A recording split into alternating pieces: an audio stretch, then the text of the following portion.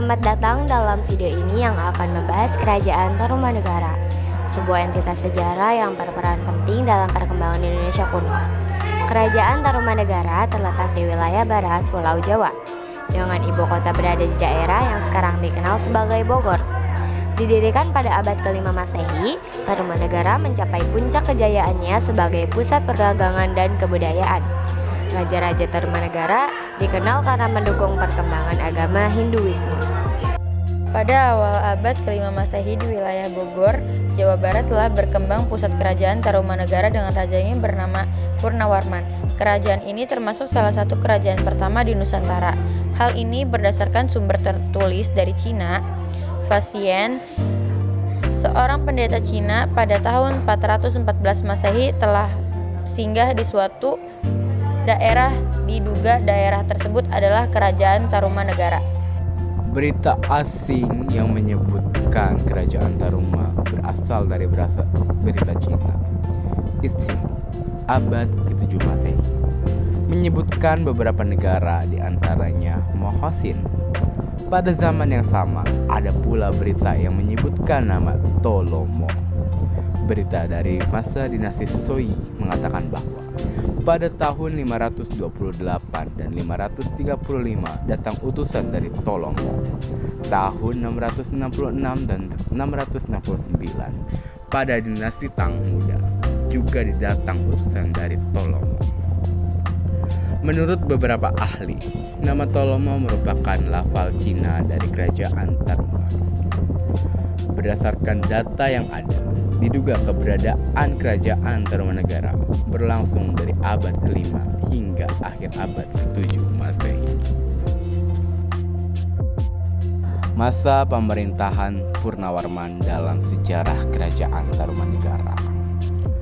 Pada masa pemerintahan Raja Purnawarman, Tarumanegara dikenal sebagai sebuah kerajaan yang begitu maju, yang begitu kuat, dan begitu disenggani oleh kerajaan-kerajaan di sekitarnya. Perkembangan Tarumanegara pada masa ini meliputi beberapa sektor, antara lain adalah dalam sektor pemerintahan dan kekuasaan. Tarumanegara pada masa ini terus memperluas wilayahnya hingga di berbagai tempat di Pulau Jawa. Bahkan sebagian Pulau Jawa sudah dikuasai oleh Kerajaan Tarumanegara. Selain itu, Purnawarman juga sering membuat proyek perbaikan irigasi demi mensejahterakan rakyatnya. Langkah-langkah ini dilakukannya untuk menghindari terjadinya bencana seperti banjir dan kekeringan hebat pada musim kemarau. Terdapat berbagai prasasti yang membuktikan bahwa Tarumanegara pernah berdiri dan membuktikan bahwa Purnawarman merupakan raja yang begitu besar di Tarumanegara. Berikut adalah penjelasan dari beberapa prasasti dari Kerajaan Tarumanegara. A. Jejak-jejak tinggalan arkeologis di situs Kampung Muara. 1. Batu Dakon. Batu Dakon berada pada suatu lahan berukuran 7 x 6 meter, dikelilingi pagar tembok setinggi 140 cm. Di dalam lahan tersebut terdapat 2 batu dakon yang berjajar timur barat, berjarak 1 meter. Pada permukaan batu dakon tersebut masing-masing terdapat 8 dan 10 lubang. Di sebelah selatan batu dakon terdapat 2 menhir yang berjajar timur barat, berjarak 1 meter. 2. Prasasti Ciaruten. Prasasti Ciaruten sekarang ditempatkan pada lahan berpagar seluas sekitar 1000 meter persegi dan dilengkapi cungkup berukuran 8 x 8 meter. Prasasti dipahatkan pada sebongkah batu andesit. Prasasti ini ditulis dengan huruf Palawa berbangsa Sanskerta, dituliskan dalam bentuk puisi India dengan irama Anustub, terdiri dari 4 baris. Di atas tulisan terdapat goresan berbentuk gambar sepasang tapak kaki dan di tengahnya terdapat gambar laba-laba. Berdasarkan pembacaan oleh Poe Bat Jaraka, prasasti tersebut berbunyi, yang artinya ini bekas 2 kaki yang seperti kaki Dewa Wisnu. Ialah kaki yang mulia, Sang Purnawarman, raja di negeri Taruma, raja yang gagah berani di dunia.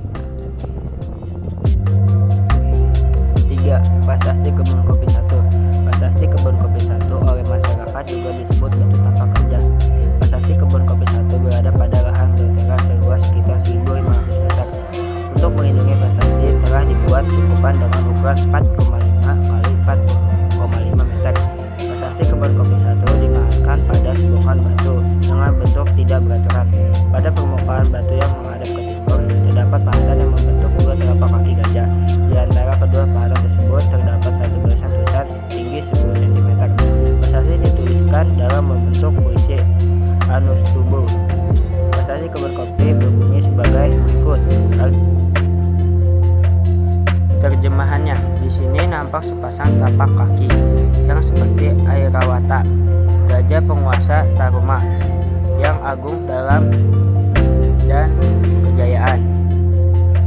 Prasasti ini berada di tepi sisi barat Cisadane, berjarak sekitar 50 meter dari pertemuan dengan Cianten. Prasasti ini masih berada pada lokasi semula, sehingga pada waktu air sungai pasang, prasasti ini akan terendam. Prasasti Pasir Muara dipahatkan pada sebongkahan batu dengan bentuk yang tidak beraturan. Keadaan batu pada beberapa bagian sudah mengelupas karena tergerus air sungai. Tulisan berupa aksara ikal seperti motif saluran yang belum dapat dibaca. Prasasti Pasir Angin. Situs Pasir Angin terletak di Desa Cemplang, Kecamatan Cibung Pulang. Situs Pasir Angin berada pada sebuah bukit kecil dengan ketinggian kurang lebih 210 meter di atas permukaan laut. Di sebelah utara daerah aliran sungai Cian yang mengalir dari selatan ke utara. Di permukaan bukit ini terdapat sebuah monolit setinggi 1,20 meter. Diukur dari muka tanah, batu tersebut mempunyai bidang datar dan yang terlebar ukuran kurang lebih 1 meter, menghadap tepat ke arah timur. Prasasti Cidang Hiang. Prasasti Cidang Hiang terletak di tepi aliran sungai Cidang Hiang di Desa Lebak, Kecamatan Munjul, Kabupaten Pandeglang, yang artinya inilah tanda keperwiraan, keagungan, dan keberanian yang sesungguhnya dari Raja Dunia yang mulia Purnawarman yang menjadi panji sekalian raja-raja. Prasasti Tugu. Prasasti Tugu adalah salah satu prasasti yang berasal dari Kerajaan Tarumanegara. Prasasti tersebut isinya menerangkan penggalian Sungai Candrabaga oleh Raja Diraja Guru dan penggalian Sungai Gomati oleh Purnawarman pada tahun ke-22 masa pemerintahannya. Terjemahan Prasasti Tugu.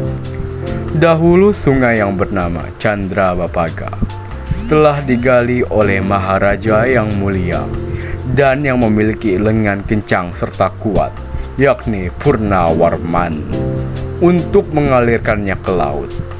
Setelah kali saluran sungai ini sampai di istana kerajaan yang termasyhur pada tahun ke-22 dari tahta yang mulia Raja Purnawarman yang berkilau-kilauan. Karena kepandaian dan kebijaksanaannya serta menjadi panji-panji segala raja, maka dia pun menitahkan pula menggali kali saluran sungai yang permai dan berair jernih, yakni Sungai Gomati namanya.